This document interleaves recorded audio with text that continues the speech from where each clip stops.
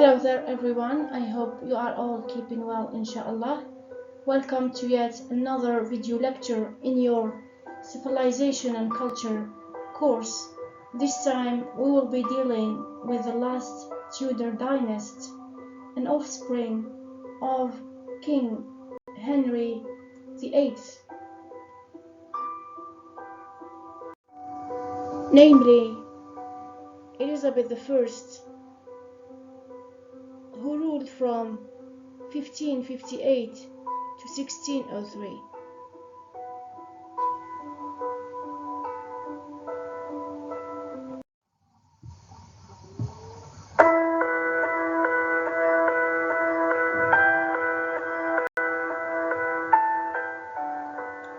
Princess Elizabeth of England was born in 1533 to King Henry VIII and Anne Boleyn, and she inherited the throne at the age of 25 as the last ruling Tudor monarch who ruled for 4 decades and a half.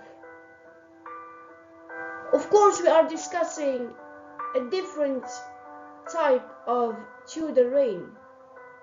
She was the last Tudor, and her reign was distinctive from that of her grandfather, father, and brothers. She symbolized youth, beauty, aspiration, and the English people were hoping for a change, a positive change, after what they have witnessed with her half-sister Bloody Mary.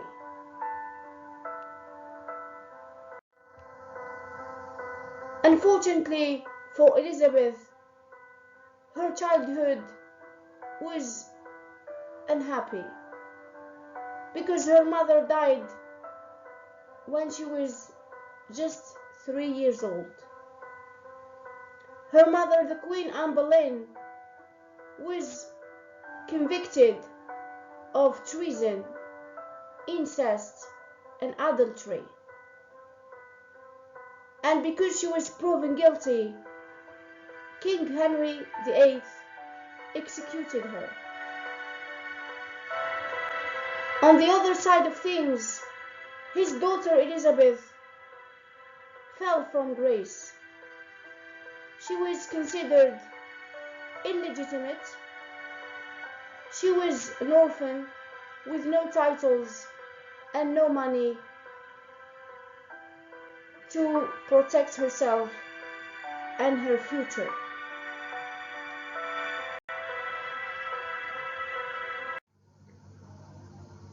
With her both parents being absent from the scene, the young Elizabeth must have suffered. After a while, she was no longer referred to as a princess, and no expensive gifts or clothes were offered to her.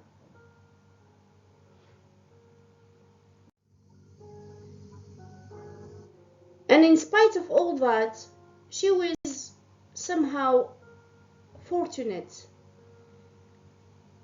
She was summoned again with her half-sister Mary to court, and good relationships were restored with their father.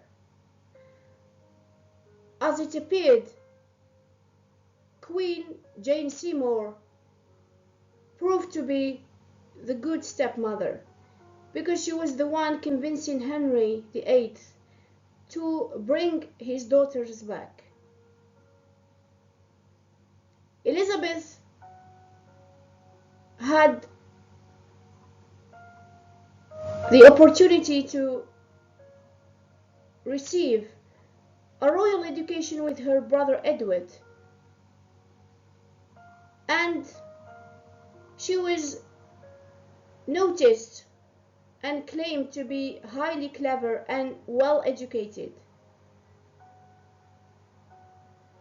In 1537,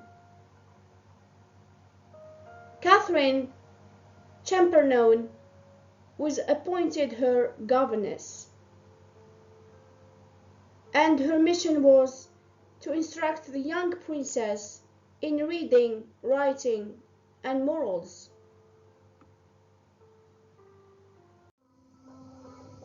The young princess might have lost a mother, but she has definitely gained the love and affection of her fifth stepmother, Queen Catherine Parr, who was the last wife to King Henry VIII and the one who outlived him. The young princess was really taken care of by her stepmother. She has supervised her education and aimed at making her the future queen. When her father died, Elizabeth Tudor was 14 years old. She didn't stay at court with her brother because she has preferred to go and live with Catherine. For the first time, Princess Elizabeth felt protected and secure. But again, unfortunately, Catherine Parr, who was newly married at the time, died after child labor complications. Once again, the young Elizabeth was by herself. During her brother's reign, she was to a greater extent happy because she was in great terms with her brother. But by the time Mary I became queen, Elizabeth's life was threatened. She was imprisoned, and Mary wanted several times to sign a petition in order to execute her. Elizabeth was forced to change her religion many times. She was accused of plotting against her sister. Luckily for her, it was Mary I's husband, King Philip of Spain,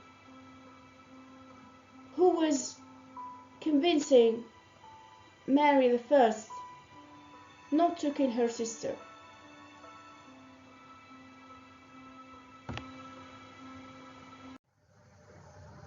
Elizabeth I has ascended the throne in 1558. It was never an easy task for her to embark on. She was unseasoned and naive. She couldn't entrust her life, her affairs, and her country with anyone or to anyone. Yet she was determined to learn, taking the council's advice if needed, especially in domestic and international affairs. In that regard, and throughout her reign, she was clever enough to establish for herself a good reputation as a queen.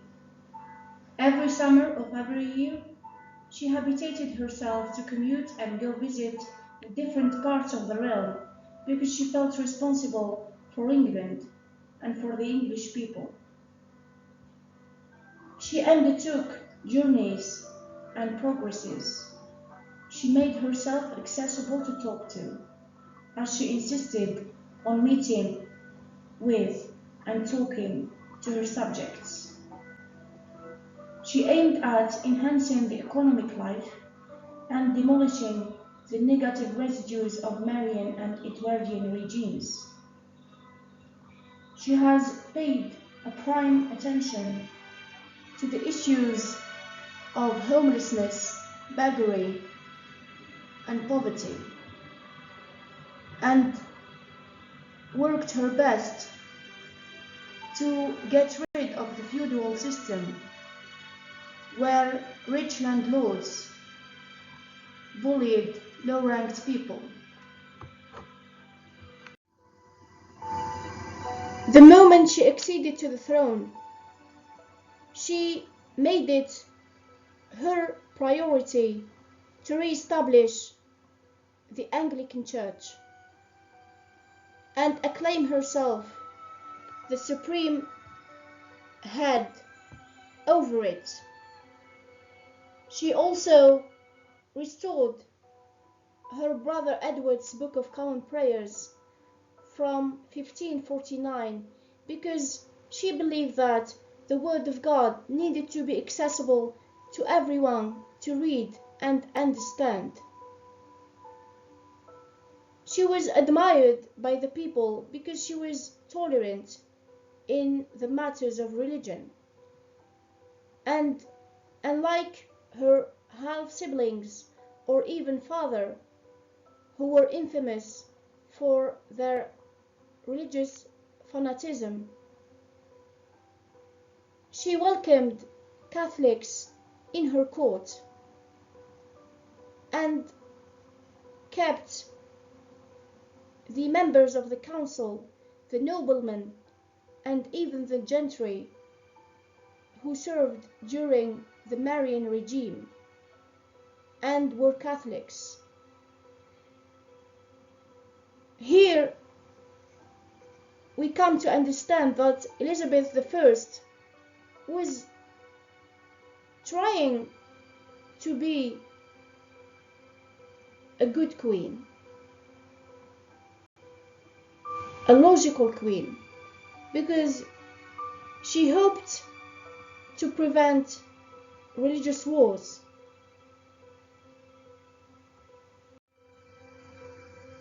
Throughout the years, Elizabeth became politically consummate.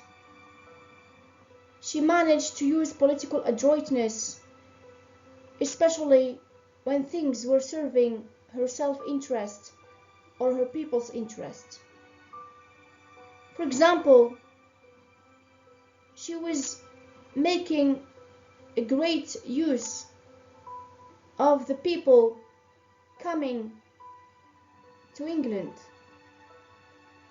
She worked hard to enrich the cultural and industrial fields. She introduced novel crafts to England and welcomed Protestant Europeans, especially the refugees, and invested in them. She encouraged diverse new skills such as lace making, silk weaving, and engraving, as well as wool trading. Elizabeth I has paid great attention to foreign trade as well. She reinforced and reconstructed the Royal Navy that her father developed and funded during his period of reign. Of course, her half-brother Edward or sister Mary couldn't achieve much during their time of rule because Edward was young and he was helped in the matters of the state by a regent. Unfortunately for him, he died after a short period of reign. And similarly, Mary I was so much consumed in her Catholic life. She was full of grudge, hatred to the people and even to her father and sister. So Elizabeth addressed herself seriously to the task of reducing her government's debt by encouraging the development of trade and reducing some of the heavy taxes that Mary had imposed on the English merchants.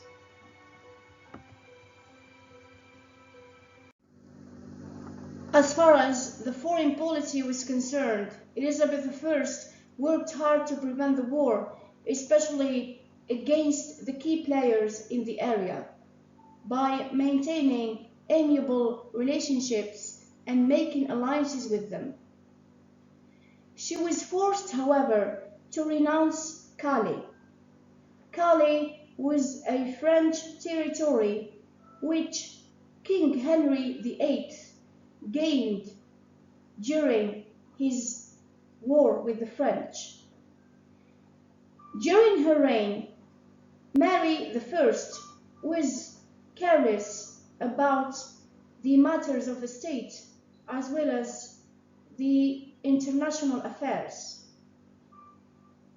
and the French could reclaim that territory to them.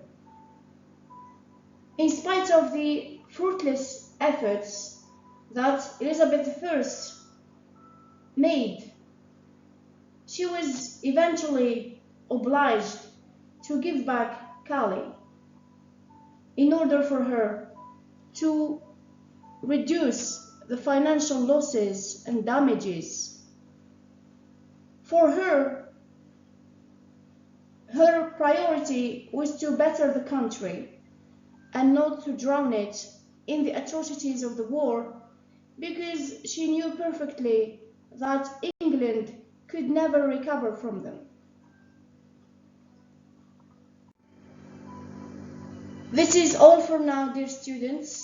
This first part of the lecture deals with Elizabeth's childhood, education, and her domestic and foreign policy. As for the second part, you will be receiving that next week, inshallah, as a classroom lecture. Salam.